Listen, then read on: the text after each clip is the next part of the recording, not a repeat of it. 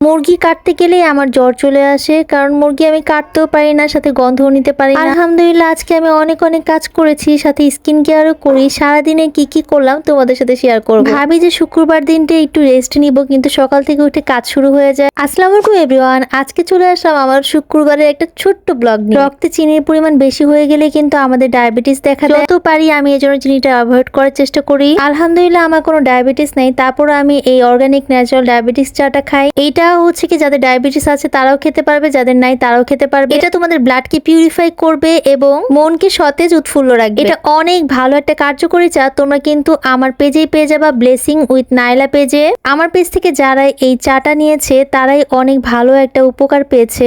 আমি সবসময় অথেন্টিক প্রোডাক্টই সেল করার চেষ্টা করি, মানে যেটা আমি উপকৃত হই বা আশেপাশের মানুষ যদি উপকৃত হয় সেটাই সেল করি।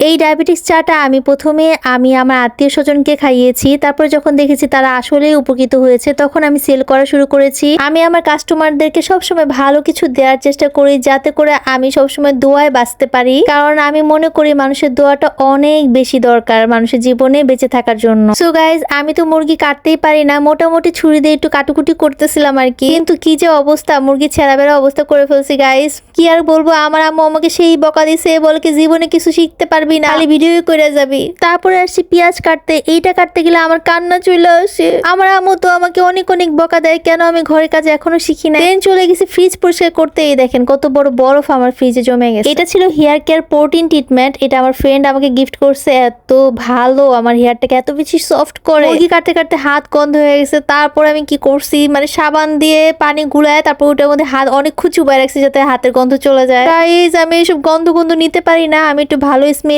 অনেক বেশি পছন্দ করি। স্মেল যদি ভালো হয় তাহলে সেই প্রোডাক্টটা আমি অনেক বেশি ইউজ করি। আমার প্রতিদিনের রুটিনে স্কিন কেয়ার গুলো সবসময় এখন ইউজ করা হয়। আর এটা ছিল টোনার, প্রতিদিন আমি টোনারটা ইউজ করি, তারপরে সেরাম ইউজ করি, তারপরে ময়শ্চারাইজারটা ইউজ করি। আলহামদুলিল্লাহ স্কিনের এই প্রোডাক্টগুলো এত বেশি ভালো। আমার বেস্টি আমাকে এই প্রোডাক্টগুলো গিফট করতে করতে আমাকে এমন ফ্যান বানাইছে, এখন আমি এগুলো ছাড়া কিছুই বুঝি না। যখনই আমি দেখলাম যে এই প্রোডাক্টগুলো অনেক বেশি ভালো, তখন আমি চিন্তা করলাম এগুলো আমি বিজনেস করলেই পারি। দেন আমি ভাবলাম যে তোমাদের সাথেও আমি এই প্রোডাক্টগুলো রিভিউ শেয়ার করি, এবং আমার পেজে কিন্তু তোমরা এটা পেয়ে যাবা। এই প্রোডাক্ট সবকিছু, মানে স্কিনের সবকিছু আর ইনিশিয়াল সবকিছু অথেন্টিক প্রোডাক্ট পেতে তোমরা ব্লেসিং উইথ নাইলা পেজে নক দিতে পারো। আর এই লোশনটা যে কি সুন্দর স্মেল, আমি তো পুরো হারায় যাই।